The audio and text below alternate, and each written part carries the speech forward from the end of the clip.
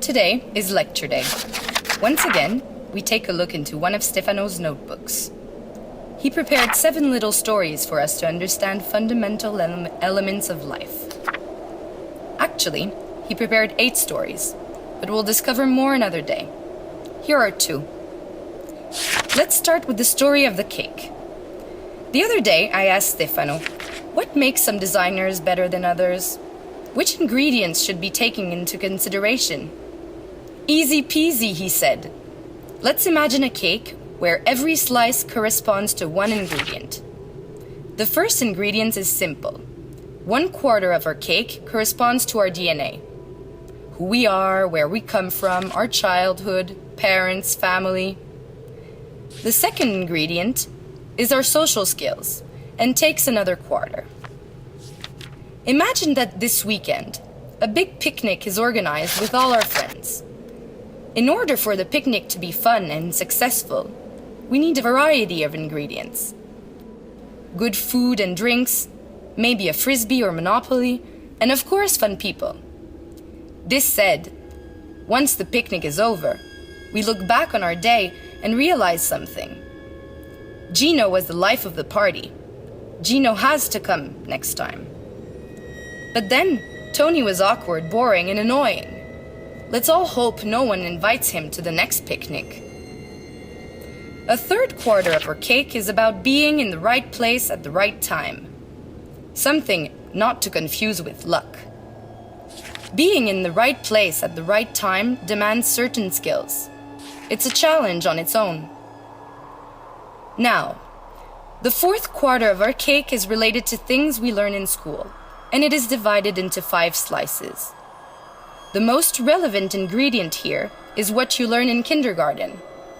Then, in grade school, junior high school, and finally, a very small portion is related to what we learn in university.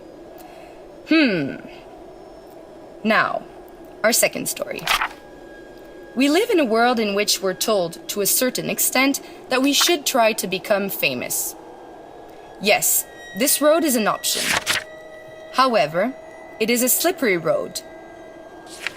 Being famous is an exercise that gets more and more complex with time. Maintaining the fame demands for a continuous and exponential amount of energy.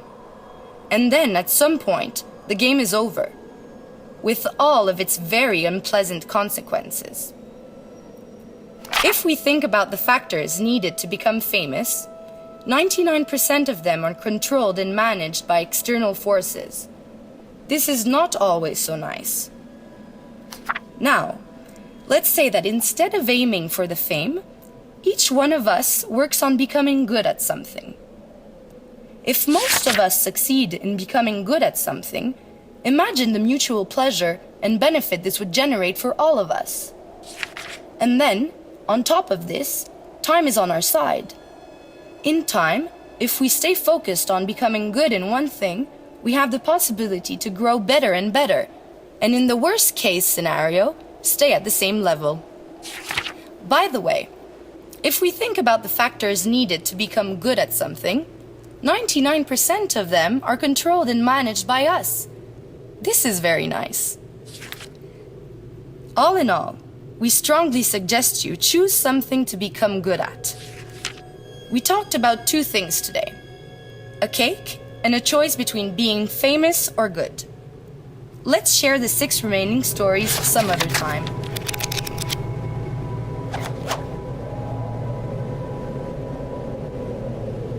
Greetings from Siberia. Right below the Arctic Circle, an abandoned diamond mine. It's now 40 degrees below zero. Observe what you did in the past 2 weeks. What did you enjoy the most? Why? Which of your works grabbed people's attention? Share your observations with us. From Russia with love.